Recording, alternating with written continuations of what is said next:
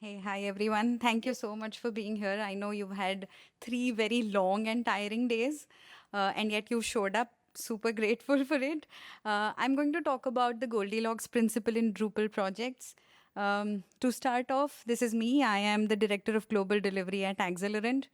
Um, I started as a project manager, set up the project management team at Accelerant, set up delivery practices at Accelerant, dabbled in resource management. So, yeah, juggled multiple things. Here I am, got a few certifications along the way. This is my first ever DrupalCon. So, super excited to be here. Before we get into the topic, what got me here? Um, Accelerant. I'll be super grateful for them to have me here. We are a people and a digital experience agency.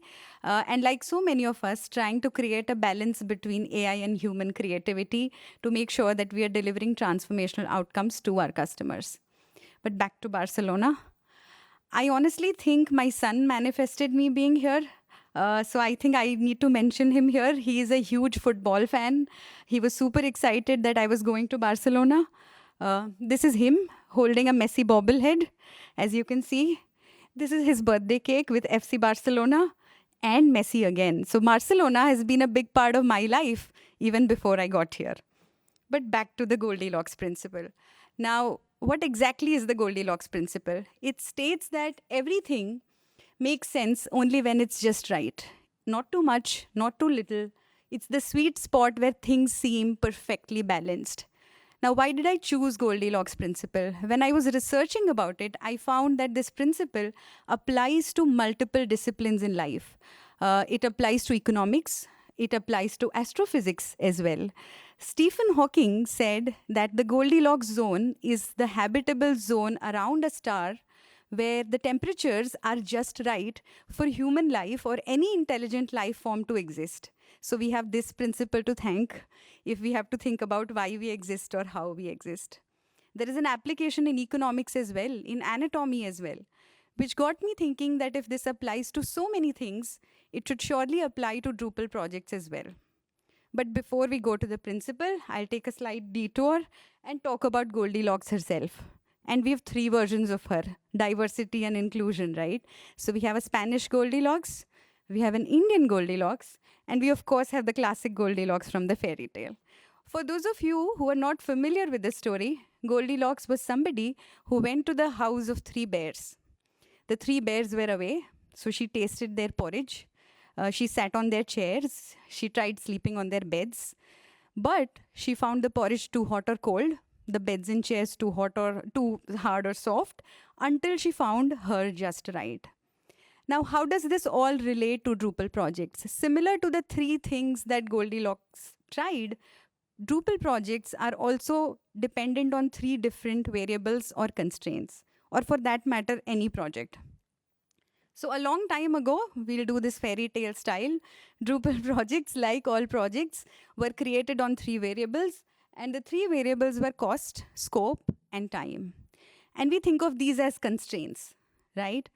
And I'm sure we've all been in a space where we've tried to find the right budget, the right cost, the just right time, and we've ended up stretching one for the other. Sometimes the triangle itself has collapsed and we don't know where it exists or no. So what do we do and how do we find our just right? One way to think about it is to change our perception. We think of these as constraints. Why do we not think of these as enablers and slightly change these three constraints to these three new enablers: customer value, profitability, and team empowerment? Why these three, you might wonder? A scope that doesn't deliver customer value is of no use.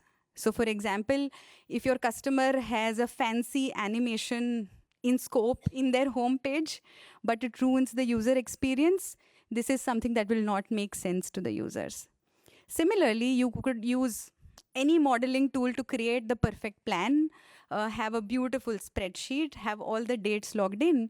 But if your team is dysfunctional, if your team is working in silos, that plan is not going to hold good and you're likely going to miss all deadlines. Profitability and cost, well, you might want to stay within budget. You might want to make sure that you are breaking even on projects, but that cannot lead to growth. You need to make sure that you're working on projects that where you're able to do more in less time and you're able to increase your margins on projects. So change the vertices or constraints to these three enablers. But how do we get there? Now, before I get there, I'll take a slight digression with this. I don't know if anyone is familiar with the term jargon monoxide. I came across this term recently on a podcast from Dom Price at Atlassian. Jargon monoxide is when a word is used so many times in so many contexts that it just stops meaning anything. Why am I saying this now? Because I'm about to use a jargon, but I promise you, I am using it with best intentions. Okay? Watch out for this podcast. I strongly recommend listening to it. I nodded my head all along while listening to it, and I'm sure all of you will find it relatable. Okay, Scrum values, Agile, Scrum. I know sometimes eyes roll when we talk about these things, and they've been used in many, many different contexts. But these are the 5 values that will take us from the constraint driven triangle to the enabler triangle. And these are 5 values of commitment, courage, focus, openness, and respect. For the next half of my presentation, I'm going to cover talking about how these 3 values relate to the 3 enablers that I spoke about, starting with courage. So how does courage relate to our 3 enablers? Create a safe space for your team. Let them express how they feel. So for example, at Accelerant, every week we send out a project sentiment survey to our teams. We ask them, how is your experience working on the project? And we monitor those responses. So we get dissatisfied and frustrated to satisfied and super happy. That is their space to express how they are feeling on the project. So how does courage relate to customer value? Ask questions. Sometimes we hold ourselves back thinking that too many questions are going to annoy a customer, but in reality, they love them. Again, we have a lot of questionnaires that we build and we collaborate with customers to answer those questions with. Profitability and courage. Oftentimes with Drupal delivery teams, we try to not talk about project financials, budgets. We feel like, okay, they are working on the implementation side of it. Let's just have them stay away from things. But it's important to share awareness about project data, and it works wonders. So again, in our project teams, we try to share, this is the budget that we signed up for. These are the margins that we will try to make. It requires a lot of education, awareness, and effort, but I promise it's worth making that effort. Coming to the second value of focus, create a distraction-free environment for your team. Sometimes, and I'm guilty of this myself, we over-communicate at the cost of being a distraction. I'm sure everybody has heard of context switching and how that destroys focus. So create an environment where the team can work seamlessly without feeling distracted. Customer value, zoom in on the why. A lot of times we get a requirement and we try thinking of how are we going to solve it. We often don't pause and ask, why does the customer need that CTA? Why is this business metric important to them? And profitability, well, you've told them about budgets, but you need to give them visibility to how we are doing, for them to focus on metrics, for them to understand what these metrics mean. The next value is commitment. Accountability is very important in teams. Accountability is built through clarity. You commit to doing something and you make sure that you don't let the other person down. That is how you empower teams, through commitment. Build commitments to customer value. Take customer-centric decisions. You've asked the why. You focused on the why. You've asked a lot of questions. You've understood their business well. Now make that as your North Star when taking decisions. Commitment to profitability and metrics. I would like to believe that documentation is the most underrated, reusable tool in the world. I mean, it's the simplest thing that you could do to make sure that you're optimizing your time usage in onboarding somebody. So if somebody has a great onboarding document available, you will save so much of time onboarding them. So commit to reusability even in development, commit to reusable components. And that's what Drupal is also all about, right? Don't make things from scratch.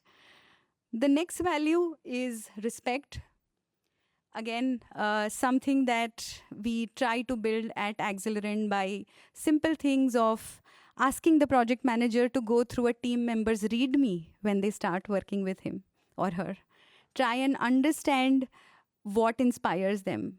I I believe that we've moved away from a command and control style of management to an inspire and influence style of management. And if you were to move to inspire and influence, you have to go beyond transactional relationships and you have to respect them as people before you start working with them as a team. Respect the constraints that the customer operates in. Oftentimes, we get frustrated when the customer has very peculiar requirements, they come up with changes, but try to understand what is driving those changes and respect the environment that they are in. For example, I was working on a pharmaceutical project that had a lot of non-functional legal statutory requirements. Now, they were not giving those requirements to make our lives miserable, but that is the environment that they were operating in. And if you take a step back and respect that environment, you will probably respond to changes better and be curious about what is driving those requirements. Again, profitability, you can ignore numbers at your own risk is a hard lesson that I've learned through years of experience. Sometimes we build beautiful dashboards and we try to keep them updated, but then when they start showing a stark picture and give us a reality check, we take a step back and feel like, okay, I think the numbers are being too honest. But I think it doesn't hurt to respect those numbers and those metrics and review them from time to time. And the last value, of course, is openness. That also happens to be a value at Accelerant. Give your team members the space to say what is not working well. And by that, I don't mean hold a sprint retrospective ceremonially and be ceremonious about it and say, I had a column that said, tell me what is not going well, and you didn't fill anything on that column. So everything is going right. Again, I think these are all tied to things like respect and commitment. So give that space. Be transparent with your customers. At Accelerant, we have a very robust risk management framework. I don't mean to sound very pessimistic, but it doesn't hurt to think about what can go wrong early and talk to your customer about it. Sometimes we aggravate the problem by just delaying talking to the customer about it. And what I've realized is that if you talk to the customer early, they are like, okay, yeah, sure, we understand. And I think we'll be able to see it through. So be transparent and build trust through that openness. Again, you've built the metrics, you are reviewing them, but you're not doing anything about it, because I understand these are hard conversations to have with teams, but build that openness for a team member to come up and say, you know what, we're not doing well on utilization. We're not doing well on DORA metrics. Let's go and do something about it. So I'll just wrap up with the key takeaways being, remember Goldilocks. I think we came a far way away from Goldilocks to becoming serious about Scrum values and the triangle. But remember Goldilocks, everything makes sense only when it's just right.